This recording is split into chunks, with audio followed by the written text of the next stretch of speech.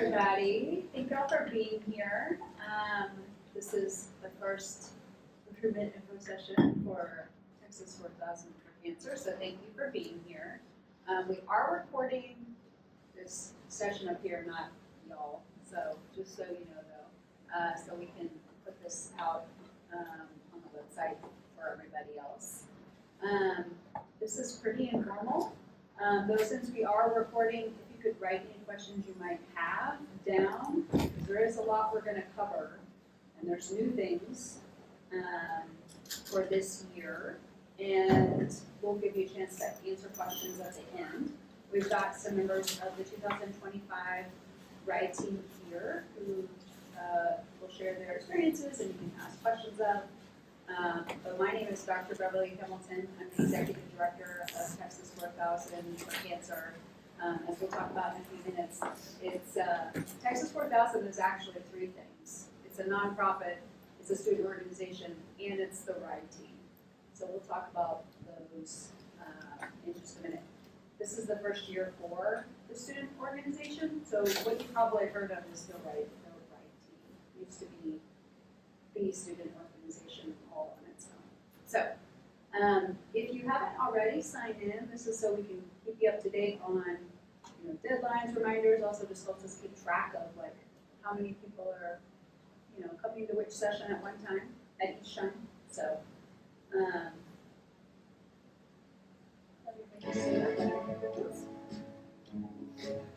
sorry, this is Caroline's computer. Yep.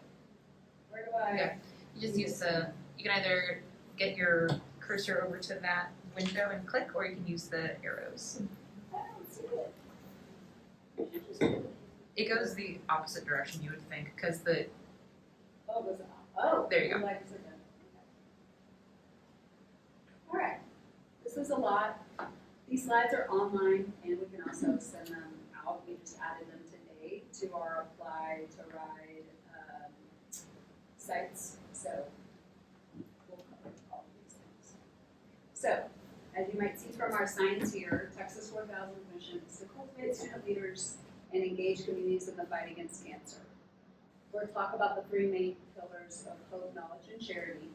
But the cornerstone event, as you know it, is the summer ride. So 4,000 plus miles from Austin to Anchorage, Alaska. This team, the 2025 team, will be the 22nd team to have accomplished that feat when they cross the finish line. So, T4K was born out of UT Austin. And so college students way back in 2003, 2004, decided that they wanted to do this amazing thing. Our founder is a childhood cancer survivor, Chris Convitt. And over the years, T4K has raised money for cancer research and support services, and then granted that out to organizations across the continent, including these ones listed here. So we have endowed professorships at UT Biomedical here, also at MD Anderson, and we funded tons of amazing projects that students have led in terms of how and where those funds are granted. So a really amazing group of folks, now over 1,300 strong. So again, as I mentioned, what is T4K? Like I said, we're actually made up of three different distinctions that all work together. So now there is a general student org. So even if you don't want to ride a bike to Alaska to support cancer research, you can as a part of a student org. We know not everybody can do that or have the ability to spend the whole summer doing that, right? It's a privilege to be able to do the ride in a lot of ways. And so now, this year, we have an ongoing student org that will do some of these activities, service, fitness, philanthropy, out in the community. And, maybe those people will try to join the RIDE team, maybe they're not, maybe they're students who already did the RIDE and have more time at UT still and still want to be involved. So, the RIDE team is chosen every year. And then there's also a nonprofit board of directors and staff. So we maintain organization and do all the admin and support the red team. So the student chapter. We'll go through these quickly. A lot of these things mirror what the ride team does. It's just in a different way, and those activities can happen, all during your time at UT. Whereas the ride team is the one right here. So it's really around doing hard things while doing good, right? You can't bike to Alaska maybe, but you can do other things and work together and build community. So these are the 4 committee areas, right? They mirror what the ride team does, it's just in different ways. So ways to build expertise, to work in special areas that you might want. So fitness, right, what you would maybe think. But a lot of this is whatever the student org decides it wants to be and what the officers decide. Right now, the officers of the student org are members of the 24 ride team who were still students. So we're coming up at the end of the year, we're recruiting folks into the org, but then also recruiting officers as well. So it's an opportunity to get involved and do more across campus and really to make a mark. So, this could be social bike rides, it could be, pickleball, whatever. But the point is that moving your body, you're actually impacting your cancer, reducing your cancer risk. And then subsequently, right, the ride team has their own things, but the ride team may also show up for some of these things as well. They're not necessarily mutually exclusive, but because of the nature of the ride team training, they do that on their own. It just gets too intensive in safety and things like that. So the ride team does have their own training. Philanthropy. We, are able to get things donated, do fundraising campaigns, all things that help support the mission. And then we've had some folks already start fundraising campaigns, but you can start a fundraising campaign if you'd like now. Anything that you raise will go towards your ride team amount if you do and make the team and decide to join. But these are ways to underwrite all the costs of the things that the organization does. Ambassadorship, again, this can be as much as the student org officers and members would like, but our teams do a ton of service. It might be just tabling out on the West Mall about some kind of awareness. It could be going to cancer fighting conference. There's so many things in ambassadorship can be, but this is where even media, public relations, and those kinds of very specific skills can be utilized, but also gained. And then operations, there's a lot of operations in Texas 4000 for Cancer. It could be anything from helping with finances, right, for some business folks, all the way to event logistics and things like that. We do have, you'll get more information from us, but the 25 team has a big test coming up on April 5th, their century test. So they have to be able to ride 100 miles at a certain pace, because that's really emblematic of what they do on the ride. It's super fun. It's inspiring to be able to cheer them on and work all rest stop, and meet your fellow student work members or other folks who are maybe trying to get on the ride team.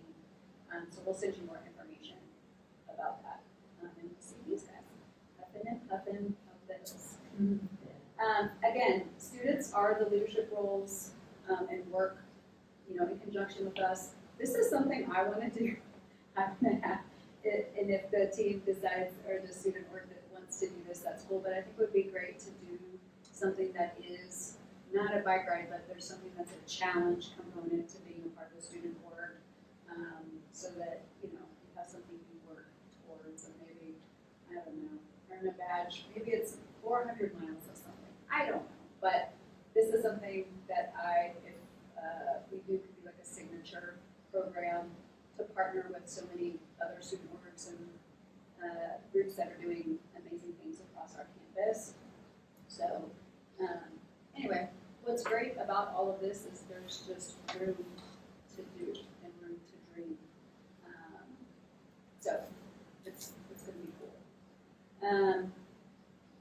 Student org app is due on the 28th. If you have any questions, the officers answer this email address. Like I said, there's these things that are coming up. There's going to be the Mira registry tabling coming up, service walk. Honestly, whoever gets in on the 28th will have the opportunity in April to create events and do more. So that's the student work. All right, I'm going to take a quick pause and move to the writing. So again, these are the pillars that the RIDE team works from and have for a long time now. So hope, spreading hope across North America. In terms of knowledge, trying to combat and bring awareness to health inequities. They also learn a heck of a lot being a team member because there's a big diversity of skills that we'll talk about in a minute. And then of course charity, right? So it's not just funds raised for cancer, but also service. There's also a lot of work on the RIDE itself, right? That is just putting out a lot of charity and art. So that's a little bit about the pillars that then we will dive into further. So I mentioned the 4 committees that the student org has. The RIDE team, right, has those same ones. And these are what are detailed on the student, on the RIDE team application, if you looked at that. There's a place for you to designate where you would rather focus your time if you make the team. And so it is a slightly different and more specific for the RIDE team because there's just very specific things they have to do. It may be, booking travel, getting hosts. It may be fixing flats on a bike, right? I may have no interest in fixing flats, but luckily we build a well-rounded team so that there's enough people who want to do each of the different kinds of things. Fundraising, getting donations. You also need sort of your first aid, CPR, medic folks, people who will help the coaches track miles and, look at, reports and things like that. So there's all these skills that we have to have on a team. And the other big thing that we mentioned in the application is we have to have enough 21-year-olds. So there's a smidge of having to look at age because the only way that people can drive the vehicles is if they're 21. And so you can't get very far if only so many people can drive. So just a note about that. We otherwise are looking for people who embody the mission, people who we think will be good leaders, good ambassadors, really sticking with it. So much about T4K, as we'll talk about, is showing up, consistency, helping others, knowing that, I don't want to get up at 7 o'clock, or no, sorry, 6 o'clock for a 7 a.m. Saturday workout, but guess what, I have to do it and have to do it every week. So in some ways, this isn't a resume pattern if you're not going to really do it. So let's talk a little bit about the requirements that all team members share. Because we have the student org also working heavily on service, we really want people to come to T4K with a service track record and willingness to do service. There are requirements required for the team that are super specific, and then some will be general, sort of at a writer's discretion. But it is around 20 hours per ride year. We don't have very many things that are just like have-tos, but we do have a few where we really do 75% of the team to pull through, for example. We help a lot of other organizations with that service. Sometimes it's just because it's a good cause, but sometimes it is because we get a donation in return or a grant in return. Things you've heard of, right? The Live Strong, Off a Marathon, which we just did in February. There's tons of other events and things that are service worthy. And so if you're on the student org, you basically just get to go nuts and do whatever. If you're on the right team, you have to be smarter because there's so many things to do. If you're only focused on service, then you will fall behind in the other areas. So we're really trying to be smart about this requirement. It used to be way higher, but we have found that people would neglect other areas that we'll talk about in a minute. So service is important, but we're also holding a limit on service, knowing that the student board can take that forward. So fundraising. Fundraising is a part of the mission. You're given money.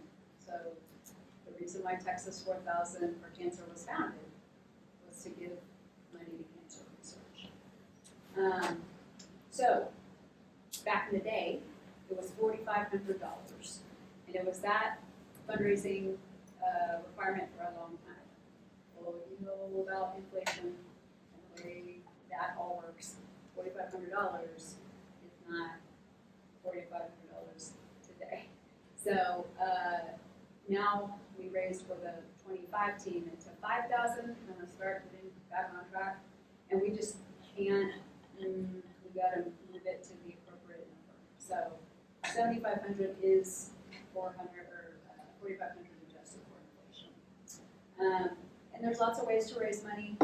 Writers can really lean into what works for them.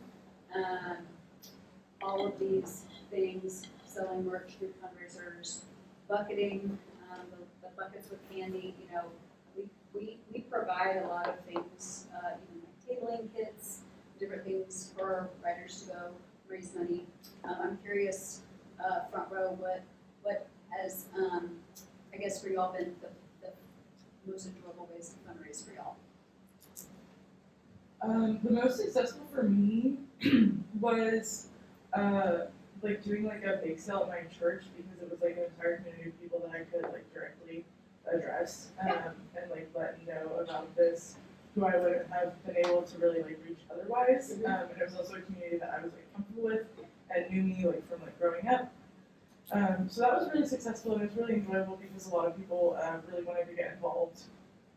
And then another way that was really successful for me was fundraising through the Austin Marathon, because a lot of people see like your fundraising page the first time, but like if they see like a new place to donate, they're like, oh, you have a new separate goal. And so a lot of people who had already donated to my first fundraising page, my Texas 4000 fundraising page, actually donated a second time to reach this new separate goal. So having different areas of fundraising also helps me get some repeat donations and more donations. I mean, I also fundraised for the Austin Marathon, and that was a good way for me, just because also, like, so many people in my life like to see what I'm doing and like to be, like, just know what I'm doing, like, friends, family, and that's just, like, an interesting thing. They saw what I was doing in the Austin Marathon, so that was cool. And another, like, big way I've just been fundraising this whole time is just keeping everyone in my life, like, updated on the journey and everything on Facebook and like emails, and like keeping them updated consistently. And so like just making people like feel like they're like following along and that they're part of it too. Yeah. So those are best practices. We actually give writers different tools and guides to do this. But because T4K is a journey, right? You make the team, you make fundraising and fitness deadlines and different. And you get a bike. Right, there's these natural sort of points. You ride 100 miles in one day, right? All these different things that you can use to fundraise and engage your community. The idea is that you're expanding your community and you're engaging the community. That's the mission. Not just fundraising off your family or people you know. So, yeah. I do have one more thing about fundraising. Merch has also been like extremely successful, especially if you come up with your own design. I had like $3 stickers, and a lot of people would be like, hey, do you want a sticker? And they would give me a $10 bill and be like, keep the change. So little things like that, and like, yeah, making your own design is really cool. People like to wear t-shirts, people like to buy stickers. Sorry. Also, to Jeff's comment on engaging community, a lot of people have connections like that you might not know. So people might be bikers. Like I've met like distance road bikers that I didn't know did that. Like my friends' parents and stuff. Also, just talking about what you're doing, kind of like what Sarah said, just being vocal about what you're doing. Like I talked about it, teaching me a job interview, and the recruiter donated to me. So like kind of just different things like that, like professors and things will kind of donate. So like it's like kind of spreading the mission to places you might not know if you to spread it to, and then that sometimes gets rewarded. Totally. And then you'll hear other people's stories, right? So it may be cycling, biking, it may be some relationship to cancer or cancer research, or who knows what. I may not know a T4K alumni, like you never know where the conversation's going to go. That's kind of the fun aspect of T4K that even I get to experience, even though I'm not on the right team, that I'm always talking about T4K, and then things, pop up. One important point that I've been at T4K almost 2 years that pops up is the misconception that everything we raise goes to cancer research.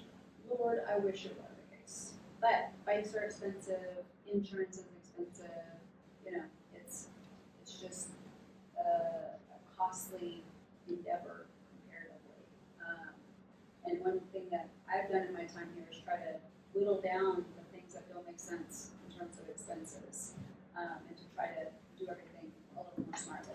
But all that being said, a lot of this is what I've covered before. But we have to underwrite the ride, right?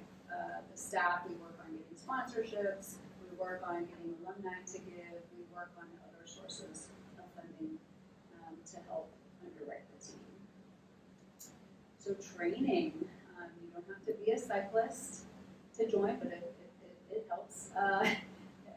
There's a learning curve for everybody, right? No one on the team has biked to Alaska before that I know of. So everyone is doing some parts for the first time. The summer, so workouts are pre-programmed for you by a certified cycling coach, and you can follow that. If you don't, it's to your detriment. But once the fall semester starts, things will start ramping up. You'll get a bike, all these other things, and by the time you're hitting spring break, before your ride, you're going to go ride 100 miles in one day, and then soon after ride 3 days in a row and simulate the summer ride. So it does get intense, but it is it is a manageable thing to do, because we know you will have a Saturday workout, and then the other workouts are designed around your when you're available. So this is a big slide. We don't need to review it all, but I did want to include it. It just kind of shows how, really you should be focused early in fundraising. And that's because once you get the bike, then the focus becomes the bike and then the ride logistics. So, service, obviously we want you to do service on your own or with a student, and then things with the team. But otherwise, some of this stuff is pretty baked in. We've gotten questions, oh, I can't do any of the Monday meetings. Sorry. Where there's just too much to learn and too much planning and too much working with your team for that to be able to be successful. So, there's certain things that we are pretty absolute, but it's because of the 20 plus years of having done this. A lot of it has to do with safety when it comes down to it. You have to be able to eventually ride with your team, ride safely, ride in a peloton. And that's really hard to do if you can't, learn and then spend horse in the saddle together with your team. Anything to add there for y'all? It was very helpful to me. I spent last summer, like summer 2024, doing so much fundraising. I dedicated days to like letter writing, like making merch stuff, and that really helped me get a head start on fundraising. I have not been worried about it this year, so that was a very good thing. Leadership development. So this is experiential, student-driven with, staff expertise there to guide you.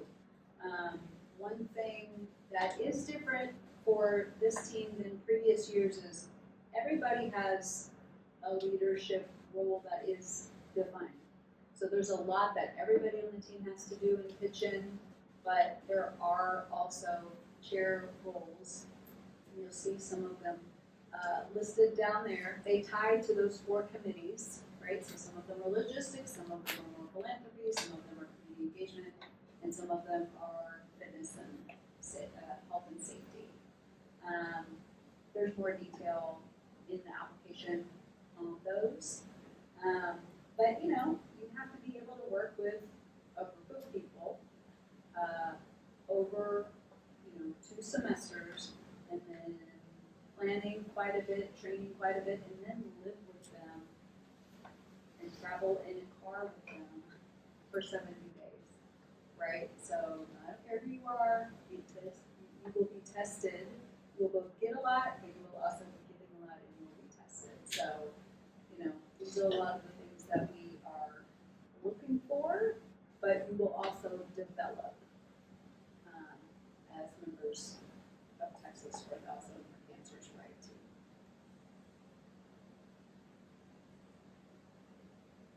So, generally, depending on the year and what's going on in the world, Texas 4000 runs in 3 routes, sometimes just 2 of the 3 routes. The year of the pandemic, there were 4, or the year after, there were 4 routes because no one could go into Canada, right? So we managed to do what we do, but this map shows generally the routes that our teams have taken. West Coast, Sierra, Rockies, through the Rockies, and then Ozarks through Middle America, through the Ozarks. So, all very different, all challenging in their own way. We have on our website the list this year of where all those stops are. We're working on the maps. It's just a work in progress. Generally, the ride will start, we base it around the UT calendar, right? So we typically start mid to late May, and then that puts the team in Anchorage after 70 days, end of July. We want folks to be able to either graduate, finish class, maybe do whatever they need to do before they start the ride, and then we have to end the ride in time for the team that brings the vehicles back, the ride back team, yay for them. They bring all the vehicles and bikes back.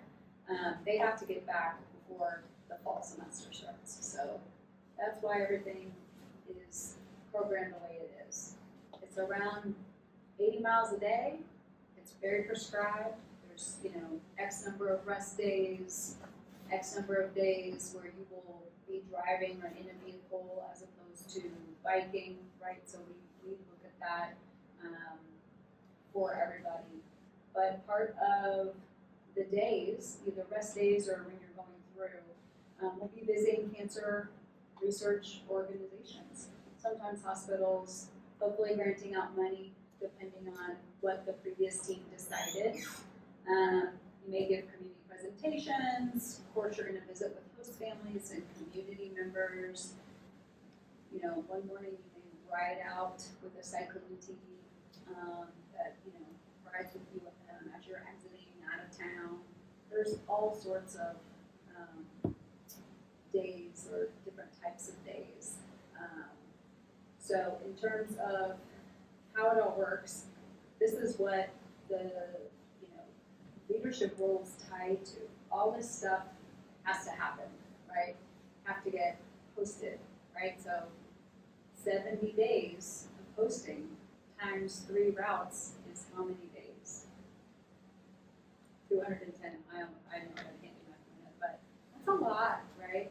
So it's not only that, it's also all the food that, you know, your team is going to eat, and you know, cyclists eat a lot once they get to where they're hitting 100 miles. So, you know, the teams are very engaged in terms of planning all of this out. There's also gear and trailers to make all of these things happen. Again, the community engagement, booking. Luckily, we have people who want to be mechanics. It's not my thing, but I'm glad it's other people's thing. To be able to help, you know, fix something when you're on the side of the road, you know, between cities, you know, those are things you have to do. And then, of course, right back, to get our vehicles back to Austin with everybody's stuff. So, right, there's cycling training, ride logistics, raising money, and then doing it all together as a team. So, it's not an inexpensive org to be a part of, and you know this. The org provides a road bike, it's a nice one, and helmets. Once you hit a certain fundraising total, we can't just pass out bikes and helmets to anybody. Usually our bikes, you know, retail for around $1,200. So it's a big investment to be able to do that for the team. And, you know, if you finish the ride, you get to keep your bike. So it's kind of a cool thing. But as I said, the gear can be expensive. There's definitely ways to try to keep it, you know, on the less expensive side. Some people are able to and, you know, go nuts. It really depends on what you have already and what would be suitable. There is camping equipment, bike maintenance stuff, further bike gear, and, you know, cycling kit. Our website has way more details on this and even some sort of like average prices. So I would definitely look at that. The thing is, it's not all at one time, if that is helpful. So there's no bike to have right now, but you could start buying some of this stuff. Also, when these guys are done with the ride, they might have things that, you know, they don't need so much of, or you know, they may just be like, some people keep riding after T4K and some people don't, right? It just depends. But in terms of helping keep those costs down, you know, you can buy things. The REI membership is amazing because you can even return things if they break or they're worn out. If something doesn't work for you, you know, there's a lot of different ways. Not everyone has to have their own tent, right? So you can go in on some of those kinds of things. We do have a free way for you to get back if you want to save the $800 to $1,000 airfare from Anchorage. Do y'all have your flights? I'm riding I'm back. riding back. You're riding back? Y'all all riding back? You're not, okay. I was just wondering how we were looking at, because, you know, you can only get so cheap of a flight to Alaska. I'll just tell you that. Summer is the busy season there. But yeah, those are some ways to help keep the cost down. And once you're on a team, you'll have alumni, you'll have a lot of other people in your network who can help you. But what do you get out of this? It's an epic achievement. Like, nobody's like, oh, that sounds easy. Like, no. I tell people ask me, did you do it? I'm like, no. But it's impressive, right? It's also, this is a pretty unique, there are a couple of other of these rides that are still around. You have to be in Illinois, or go to a very specific fraternity to be able to do this. So your team is made up of Longhorns, And like I said, the alumni network is pretty awesome. Super smart people, lots of people who are doctors and researchers and do all sorts of, amazing things. And, a lot of them, have their own families and, so we're kind of getting into where T4K is getting generational, which is really cool. You get to see the continent. You get to go through all kinds of, different, diverse communities. The natural beauty is amazing. I think that's what I'm most jealous about. I've been to Alaska twice, and I'm very grateful for even having had that experience. So, that's unique. And then, you do learn a lot about super specific but important kinds of things that translates into bigger skills, around the cycling itself, the fundraising, leadership, and then lots of the other logistical skills. You get to be good at being an ambassador and talking to people. So if it's something that you struggle with, this would be a great way to get you on your way to being better in those areas. I did not make this slide. This is a student slide. So there's a lot of common misconceptions that I wanted to be sure to cover earlier. But these are ones that they've reported that thought were important. I would say bullet point number 3, I have to be affected by cancer to join this organization. I just want to point out, we don't judge people's cancer story worthiness when we're looking for who can be on the team. It's who we think has the passion to do all the things we talked about. And if you happen to have a personal connection to cancer that fuels that, not great, that will be good for your fuel. But that's not what we are necessarily looking for. It's also not fair in terms of being a judgment point to consider. Let's see. We did talk very briefly. I need to be an athlete or have biking experience to complete the ride. No, but you need to be committed to getting strong, getting fit before you even get on the bike, and then when you get on the bike, you need to show up and show out. You need to be well connected to fundraise $7,500. I mean, it doesn't hurt, but there's a little bit of art and science and luck to fundraising. The science of it is consistency and having a plan, and we help you with that. But some of it is luck. The single highest fundraiser for T4K happened. I mean, she did what she was supposed to, right? She did her plan, she worked it, she followed up, she did her email, she did all the things. One person she ended up getting connected to gave her $50,000. It was hard to plan, and she didn't know. So we want to put you in a good position to get those. I mean, if anyone of these writers was like, guess what? Talk about making my day. But that's not what we, necessarily expect. And it really is more about all the small conversations, all the small donations that add up. Like I said, we're engaging communities, not just asking, not to disparage rich uncles, but not just asking our rich uncle to pay our $7,500 so then they can do it. No minimums is kind of what we're going for. So, that being said, a little bit about discrimination. We have we take all applications and we consider them all seriously. The written part of your applications are blind reviewed, so we just assign an applicant number and then those are evaluated. So yeah, anyone that has demonstrated or professes the ability to do this big task, we will consider. So the RIDE team application is due March 30th.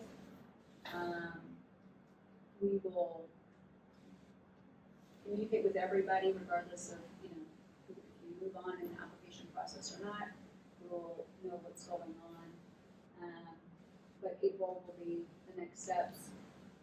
We want to try to get the team selected as soon as possible, but not by reducing the quality of our process. So we've done different things over the years, asynchronous interviews. Previous years I've done in person. I find that to be more of a pain, just getting to a place. But we hope in May people will know, because we want you to be able to get going with fundraising and get going with your team and feel really good about where you're going. So, as you know, we have tons of social. That is the whole email. It's apply@texasworkhousing.org, which is where that is on everything else. We'll update the slide. But yeah, we can add you to our email list if we're not already. I wouldn't rely on that. We try to keep that, up to date on things, but pretty much the information is out there, and we'll remind people, hey, the time's coming up, but info sessions are really going to be a combination of who can be here. I wanted to be sure to be here tonight. We've got the current RIDE team. Other sessions, we'll have 24 RIDE team members and other folks, so depending on which info session, you'll get the same content, but you might get a little different context from the people who are here. Oh yeah, you can start fundraising. This is out there on the application and website. Again, anything you raise goes towards the mission. You get sort of credit for it if you become a RIDE team member. It's a way to potentially show to us that you're serious, either about being a RIDE team member, or maybe being a student board member or a student board officer, or it could just be something where you're like, yeah, I want to do that and try it out. So, a little bit about the nonprofit. I don't want to say I saved the best for last. No, I'm kidding. So, T4K, way back when it was founded, they thought, oh gosh, we need a nonprofit organization so people can give to us in a tax deductible way. We can be tax exempt from things we buy, and we can have an organization that exists beyond just the RIDE team, right, for sustainability and consistency. And so there's a board of directors. It's mostly made up of people who have done the RIDE, so alumni, but a few community members as well. And we do the working operations. So all of the rules that the IRS has for nonprofits and things, we make sure all that happens. We manage the insurance, we buy the bikes, we manage the coaches, all that kind of stuff. We have an office that students and the RIDE team can use for whatever. You'll often find riders in the backyard washing their bikes, cleaning up their bikes. But as the student work takes off, that space can be used for them as well. But yeah, we maintain, the social channels and newsletter sending out, and the stuff, tools, storage unit, trailers, all that kind of stuff that has to be there from RIDE team to RIDE team. We are kind of stewards of that.